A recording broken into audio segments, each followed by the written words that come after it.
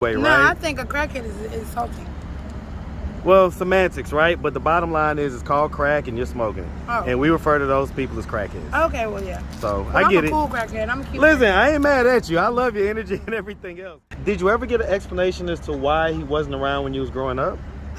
No, I know why he wasn't around, because he gets high.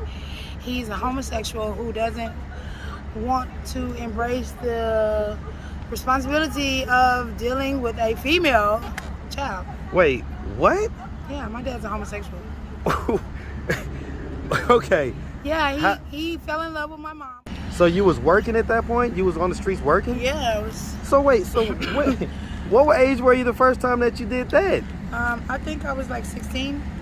What made you do that at 16? Because I was already in defects, and I just, mind you, see, this is what happened. I skipped that part. And I found out my mom smoked crack because she had all these cans everywhere. So what was it that made you smoke crack that first time? What's up, YouTube? I have the best trainer in Atlanta and possibly the world. Hit him up on Instagram at Katie with the Muscle. Now back to the content. What's up, YouTube? Atlanta Street Interviews out here with another one. So we got a young lady with us today. How you doing today, miss? Hi. All right, all right. So are you homeless? Yeah, I'm homeless. Well, Okay. I'm houseless. I get it. Kind of staying in hotels and things like that. Well, no, not really. I just don't. Out on the street? Okay. Yeah, I'm a part of the trend. I get it. All right, and so how old are you? I'm 36. 36. And so how long have you been in this kind of homeless position? I want to say since I came home. I came home in 2022, and I literally have just been out and about. So it's been about a year and so? Okay. What was it that happened about a year ago or so that caused you to become homeless? Well, because when I came home, I didn't have any support. Like, I didn't have... I went to the transitional center thinking that I was going to build my support from there and be able to come home with everything in place. But then when I got sent back from the transitional center for pushing the vending machine, I didn't smoke, I didn't have sex, I didn't do any of the stuff you're not supposed to do at the transitional center. So I fucked my opportunity up. And then I came home damn near broke too. So I just did not have a support system and still don't have one really. Okay. So the easiest thing to fall back on is the hustle. Just kind of the work and, the street work. It's the easiest thing to do for me. Okay, I get it. All right, and so do you have any kids? I do. I have a son. He's 13. 13, okay. And so have you ever been married? Never. See, that's Never. what I'm channeling God for now. I'm asking for my husband. And according to my reading, within 2 weeks, I'm going to have one. In 2 weeks, huh? Yeah. I mean, not just going to be married already, but I'm going to be... You're going to find your guy? Okay. Yeah, or he's going to find me. I ain't mad at that. All right. All right, so let's just start from the beginning. So, where you from? I am from here. Hey. Literally. Where? Like Keller Road? Like No, East Side? Like no, what? Like, my grandma used to teach at Green Forest right here, but Okay. I lived on Snapfinger. Oh, that's a nice shirt. Yeah, hold on. We're going to wait for this guy to go by. Yeah. I hope he stops so I can catch him. It's okay. Go ahead. No, you're good. So yeah, I grew up on Snapfinger, like literally Snapfinger and right there in the middle between Glenwood and Western Temple. Okay. So you're from the East Side. All right, so growing up here on the East Side, did you have both mom and dad in the household? No, all I had was grandma. Grandma? Okay. Did you ever get an explanation as to where mom and dad was or why they didn't raise you? Yeah, I knew my mom was in prison, but we didn't talk about it. That's the trauma of my upbringing, and probably part of the reason why I talk so much, because we didn't talk at all. Like, no one talked about anything. I knew she was in prison. Kind of like a unspoken thing type deal? Yeah, I knew she was in prison, and I did not know where my dad was, but I still knew my mom was in prison, and they would talk so bad about her. What was she in prison for? She was a habitual shoplifter. Okay. And so you say that basically your family would talk bad about her? Yeah, because my family, well, my grandmother is a hoity-toity. Well, she's dead now, but she was, one of the ones that was light-skinned, so fair-skinned that she could pass for a white woman, and she was just brought up in the era where you keep up, you keep up appearances and don't really talk about anything and keep sweep all the bad stuff under the rug type deal. Yeah, and then she was a military wife too, so that's another reason why she was just don't say nothing, don't see nothing. Okay. But I'm not like that. So I mean, what effect do you think that had on you growing up? Because I was suffocating in the house with no love in it. Like, I had all these toys, I had all this space, but I had no one, you know, to vibe with. I had no vibe. It was like I was So you dead. didn't have any siblings or anything like that? No, and I had no interactions whatsoever besides Disney movies and snacks. So then you didn't used to like go outside and stuff like that? I did, but we stayed on the cul-de-sac, so I couldn't play with anybody but who was in the cul-de-sac, and then that kind of got old. So, plus they were only using me for like my snacks and my, you know, stuff like that. Like Stuff that you had type deal. Yeah, and so, Okay. oh, but there was a day when we passed the stop sign. When I passed the stop sign, it was over with. What happened? When I passed the stop sign, see, that was rule. So you couldn't go past the stop sign? Yeah, that means like don't leave the street. Right, and so what happened when you went past the stop sign? Oh, it was over with. I definitely caught a vibe. I smoked marijuana. The vibe was alive, and I just. How old were you then? I was like 10, 11, or 12. Jesus. Yeah, I was just 12, 11. Okay. Who was it that offered you the weed and all that stuff? Like one of the kids in the neighborhood. You know, it wasn't nothing major. Like I was never like preyed upon or anything. But what happened was when I left out from my street, I was exposed to way more kids and way more people. And I get just, you know, I was one of those eager kids that was trying to get into everything. Like, Right, because you didn't have like a lot of connections growing up. And then I'm so smart because I'm, you know, like always in school. She kept me in school. Like I started off in school like as a little baby. She's literally like 6 months I'm in child development. Like it just went from there to there. Cause she was a teacher, so like I always had to be in school, and that got old because I didn't even have an identity at school. Like I had. Because you was the teacher's. Miss Roach's granddaughter. Yep. So like I really rebelled hard. Like I bucked hard. My mom's already gone. So what was the explanation about your dad? Did you ever hear anything? They never talked about him. Like never? Do you even know his name or? Oh yeah, me and my dad are like this now. Shout out to John. Okay, so y'all are cool. Y'all are good. Yeah. When did you get in touch with him? When did you begin to develop It a wasn't relationship? until I was pregnant. I was pregnant, and he found out that I was pregnant and also using, and he didn't want me to use with the baby. So my mom called him. Using, we're talking about cocaine? Yeah, like I smoke crack. Okay. And so he was like, meet me at College Park train station. I'm gonna give you $200. You know I'm on the way. We get there. Probation has already violated me. I was on the run, but he told the police officer that was there everything, my full name, everything. And you know, I'm pulling up. I'm not thinking that police usually sit at train stations. Right, so they're always there, right? Oh man, I hyperventilate. I like to die when he told me, when the police came up and was like, put your hands behind your back, I'm jail. He tricked me so that I can go to jail and be sober. Yeah, it was the best thing that ever happened. I was about to say, how do you feel about it now? The best thing that ever happened to me. My son was born on Thanksgiving. So, did you ever get an explanation as to why he wasn't around when you was growing up? No, I know why he wasn't around, because he gets high. He's a homosexual who doesn't want to embrace the responsibility of dealing with a female child. Wait, what? Yeah, my dad's a homosexual. Okay. Yeah, he fell in love with my mom for whatever reason. They were actually in love, because he still cries about it. That he fell in love with her and did the whole, you know, sweeping her off her feet. He had to court her because my grandfather wasn't going. He had to court her and everything, and he got her. She was crazy about him. They got pregnant with me. My grandmother snatched me up and wasn't going for it and took me from my mom, and then they were able to run away and get high and do whatever they did in New York and stuff. And so then as I came along, I just never saw him until like maybe I was 10 years old. I remember going over there once. 2 days later, he had my grandmother come get me. It was just too much for him. He doesn't want to be settled down. And His so lifestyle is not compatible. He was gay before he got with you. According to my mom. Well, I don't know about that, but I know according to my mom, it came out when I was 2. It came out that he was, he gave her an STD. She went and got checked. He later then came out with HIV. She got us checked again, and she left him. Did she have it as well? No, she and I were both negative. Okay. And I'm still negative, by the way, but he is still alive. He's still thriving, and he is like still gay. Wow. Yeah. Wow. So that is another reason why my son is so special to him, because it's his only grandson. Like his first and only grandson. Wow. So that's who has my son. Like if you wanted to know where my son is. Yeah, right I was now. about to ask about that. Yeah, he's with her sister. My mom was using drugs. My dad still uses drugs. I use drugs. We're all on. Is your mom still alive? No, I was just about to say that. She died in the bathroom, probably using drugs. When? Like 2010, right after I had my son. Oh. His sister was coming to get my son on the weekends. They were like sharing. I was in prison. And she went to the bathroom, and like before my aunt can even get from Stone Road, East Point, to the expressway, they called her and told her that my mom had passed out in the bathroom. I know what she does in the bathroom. No, I don't think she was How did that make you feel? I don't really think I registered, really. But I did not like my mom. Like, well, I love her. If you had to take a second I love right her, now. but we did not have a good relationship at all, period.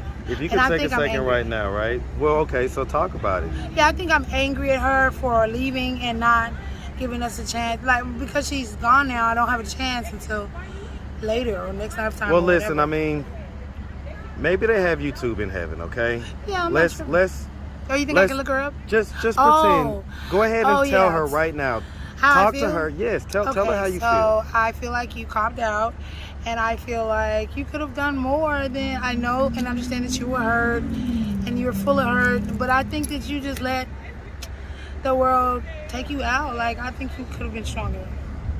Because if I could have died, I would have been dead. And I just know that you didn't have it as bad as I did. I know you didn't, because you had people taking care of you, and I don't. So I don't appreciate you dying. And I kind of wish that you weren't dead. But anyway, so my dad is still alive, and he's really the shit. He's like my example of everything that I should be. He doesn't have a bone for sympathy in his body. And he's like pushing me always to be just strong. Well, let me ask you something, right? So, growing up, I mean, did anything ever happen to you? Like, what do you mean, like what? Any sexual trauma or anything like that? I wouldn't say sexual trauma, but I was always hella promiscuous. Like, I was the fat kid, so I was always that's on the low and then not telling anybody. I'm starting at what traumatic. age? Maybe like 13, 14. Huh. Yeah. But I wouldn't say it was traumatic. It's not really traumatic. So, I mean, that was like your choice. That was you choosing to do that. Yeah, because remember, again, I didn't have any for like at acceptance home. and things like really that. Good. Huh. Wow. Looking back on that, what are your thoughts on that now that you're older? Well, now I wish upon a star that I could have gone for the gusto. Like, my grandmother is all about schooling and education and whatnot. And I really wish I would have stayed within my support system, because now, remember I told you I'm out here on the street because I have no support system. My family's not dead. If they're watching YouTube, shout out to the... Well, I mean, what family members? What are your closest 3 family members? I mean, I don't have any closest 3. I would say my dad would be my closest. Well, I mean, biologically. So your dad, who else? I have my dad. I have my Aunt Bev. That's your mom's sister? That's my dad's sister. Dad's sister, okay. I have my Aunt Diane. She's in Louisiana. She is big. Like, she's known. Like, she's done Mary Kay. She's done everything. Like, she's the shit. So why do you feel like you don't have any support? Because look at where I am right now. Like, no one gives a fuck. And I'm not saying like baby me or anything, but I'm saying like give me 30 days and let me come in the house, have somewhere to go where I don't have to hustle every day. Or if you just cannot stand to have me in your house, which I don't know why, because I don't steal, then pay for me a room for 30 days and let him watch what I do. So that can get expensive, man. 30 days. That's that's like a few $1,000. Exactly. So then let me come home for 30 days and so you talking about your dad? Any one of them. Well, I mean, is your dad the one that's here in the Atlanta area? Yeah, and so is my grandfather. Like my Aunt Diane, my Aunt Debbie. Like, there's people here. The grandfather that you grew up with? My grandfather that is like my mom's son. I mean, my mom's father. Dad? Yeah. That was married to your grandma that you grew up with? Retired colonel in the Army, yeah. Were they married when she passed? Yeah. Huh. He didn't never divorce her so she could keep her benefits. So they weren't together, but they was still legally married? They were still legally married, but that's why she was so sad. She drank and drank. Okay, so let's talk about the crack use, right? So what age were you the first time that you smoked crack? I was 18. You say how old? I was 18. 18? Mm-hmm. And so me and you, we're about 3 or 4 years apart, right? I'll be 40 in June. I'm 36. Right. So we're in the same generation, right? We grew up in a generation where we used to zone out. Like some of the roasting used to be about people being crackheads and stuff like that. So we knew that it was. I never knew that these people were crackheads. I thought they were homeless. The people I'm passing on Glenwood to and from school, I never knew that these are crackheads. Whatever the fuck that is. I thought that they were homeless. It wasn't until I started using cocaine powder that I'm out here with these people that I understand, oh, they smoke crack. So what was it and then I found out my mom smoked crack because she had all these cans everywhere. So what was it that made you smoke crack that first time? I smelled it. sorry, I'm hungry. You good? I smelled it. I had the date behind the flea market. So hold on. I'm gonna let that truck pass. You chew your food. It's okay. I'll edit this part. Just relax. Okay. So what was it that happened that made you decide to smoke crack for the first time? I was totally into cocaine already. Because cocaine is... So how did we get into cocaine? Remember I told you I wasn't feeling anything. I was the fat kid. All right. Who didn't have any vibes, anything, nothing was making me happy for real. So I made cocaine. Who introduced you to cocaine? The streets. Like just being out and about. I remember I was fucking with this dude and he was like, do you snort powder? And I was like, yeah, no, and I had never snorted powder in my life. I was like, yeah. So he gave me some. Just threw it in there with the, just threw it in with the money. So you was working at that point? You was on the streets working? Yeah, it was. So wait, what age were you the first time that you did that? I think I was like 16. What made you do that at 16? Because I was already in defects and I just, mind you, see, this is what happened. I skipped that part. They took me from my grandma. When I started bucking on her, they took me from her because they said she was too old to be taking care of me. Like, they said I was ungovernable. So defects got involved, and at that point, like, they would try to place me in different homes and stuff, and I would never stay. I was what they would call a runaway. Yeah. So I would just run away and go back to the street, go back to the block. Yeah. Okay, well, from that, then drugs came about. I don't know. Yeah, I mean, once you're out here, you're out here. I get it. I get it. Yeah, so, but cocaine changed my lane. Now I'm in the fast lane. Now shit's getting real, and now I know what to do with this. Like, this energy that I have in me, now I know what to do with it. So, but the crack came in, well, we're going to say rock, because I don't really like the word crack. No. See, here's the thing. The more you say it, but see, because I'm a rockhead, I'm not a crackhead, so that's why I don't like to say that I smoke crack. But there's no difference. There is a difference. That's a way to provide yourself a soft landing. There is a difference, because the difference to me is, do you smoke? So you don't smoke. Yeah, the difference is, there's niggas that look like you that do smoke. Okay. And they don't stand on the side of the building. They don't. Still a crackhead. So let's not. See, here's the thing. When you try to soften the blow, then it's like giving yourself a little bit of leeway, right? No, I think a crackhead is insulting. Well, semantics, right? But the bottom line is it's called crack and you're smoking it. Oh. And we refer to those people as crackheads. Okay, well, yeah. So, I get it. I'm a cool crackhead. I'm a cute Listen, crackhead. I ain't mad at you. I love your energy and everything else. And again, one of the things on this channel that we've discovered is that not everybody that looks like something or doesn't look like something doesn't mean that they don't do it. Yeah, there's nowhere you can fit. So, okay, so let's move on. So, okay. So bottom line, we got in the crack. So we've been working on the street. So and that's what we're out here doing right now. Yeah, so now I'm trying to find a balance, because there is no such thing as rehab. I'm not going there. I don't do that, and I don't believe in it. That is a setup. There's like 3 people out here who were clean years and years, and then they fell off, and now their life is over. I feel like I need to find a balance where I am able to smoke, still wake up from work. Basically, you want to be functional. You want to be a functional I want to addict. be more than functional. I want to be successful. I want to be successful. And it can happen. I have a lot of ideas. So, okay, so let's so, right now you're out here, you're doing, sex work, right? You've been doing that for 20 years now, okay? 20 years. Yeah, minus the 8 years I was in prison. Okay, minus the 8 years you was in prison. And you was in prison basically for a probation violation? Pretty much, yeah. That was for 8 years? No, I did 2 years, then I did 2 more years, and then I just did 4. Kept violating? Yeah.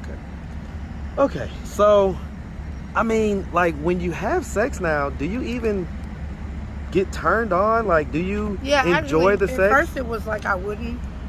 But since I've been home, on this bid that I just did, the 4-year bid, all I could think about was dick and dope. So now, the whole 4 years, all I was thinking about was dick and dope. I was just so ready to get out. Okay.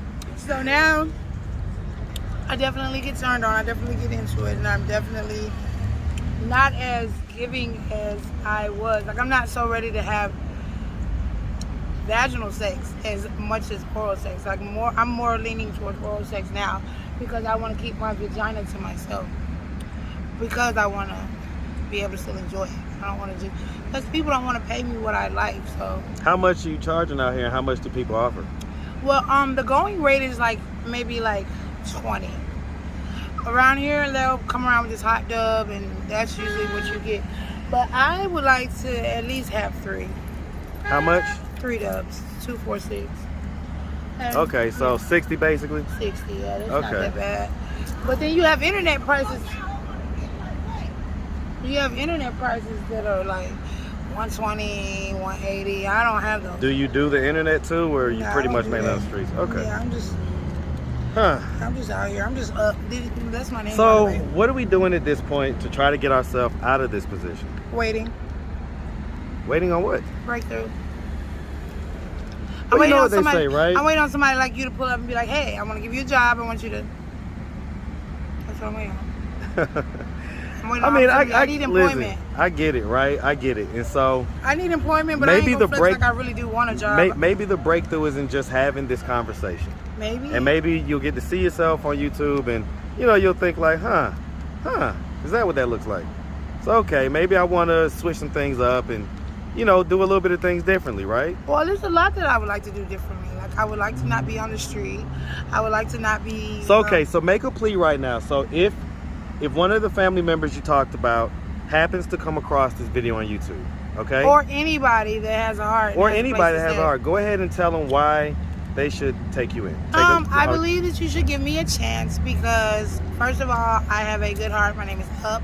I'm on the up and up, and I would really like to be able to not have to focus every day on my hustle because that causes me to just not get anything done. Like, I was in the process of doing my online enrollment for the University of Phoenix. Not only have I broken my phone, but then now it's like I can't even sit down to do anything. And I know you think that's an excuse, but it's not, because I can smoke crack and still get things done. Like, I literally was on the phone with my enrollment advisor, and I was supposed to start April the 25th.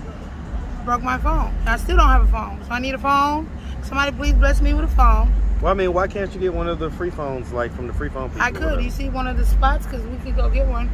Well, I know they're downtown a lot. So I know they're downtown by 5 points. Yeah. It's a ton of them down there. So, I mean, it's a quick MARTA ride. Yeah, I don't ride the bus. Huh? I'm not riding the bus. Why not? Because I'm not riding the bus. Wait, are you too good for the bus? No, I just don't have the patience for the bus. I can't smoke on the bus. I don't like the bus. You can't take an hour and not smoke? Yeah, I could, but why when I could just get in the car and go to there? Do you have a car? No, but someone can give me a ride. See, this is the type of thinking that people say, okay, I see why she's in this position.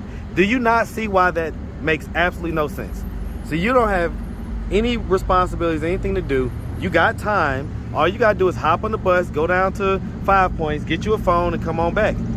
And you're saying that's too much.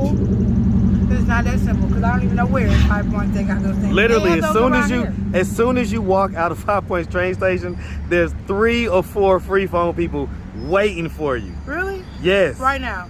Right. Well, during the daytime. It's like not in the evening time, but during the daytime, the middle of the day, there's at least 5 or 6 of them out there every day. Every day? Every day. Okay, well then I'm out there every day. I'll go. I just don't really like the bus. All right. Well, look, we really appreciate you taking the time, answering all of our questions. If anybody out there wanted to reach out, help, or donate, do you have a way they could do that? Do you have social media, Cash App, anything like that? Yes, actually I do have. I do have an email. You email me at RITEUUPP at gmail.com. Okay, all right. And you don't have no Cash App or IG, Facebook, nothing like that? Well, yeah, I do have the upright Cash App and No. You got to spell it out now. This is actually you could just call 770. Look. Trust me. These videos get to a lot of people. Okay, you don't want thousands of people calling you. Okay. Yeah, I do want them calling me. 770-899-72. Wait, 899. But I thought you said your phone was broke. It is broke. That's my friend's phone. Okay, your friend's phone. Yeah, call her. She's not gonna even Lord, mind. you putting your friend's phone out there? Okay. Yep, So do you know what your Cash App is? You're gonna edit that out, aren't you? I am gonna edit the phone number out. What's your Cash App? I don't remember. It's on my phone and I can't get to it anyway, right? Just pull up on County Road, look for me. If I'm not on County Road, look for me on Glenwood. Okay. All right, miss. Well, like I say, we really appreciate you. We definitely wish you nothing but the best out here, all right? My name is Up. Hey, it's up and it's stuck. All right, have a good one, sweetie.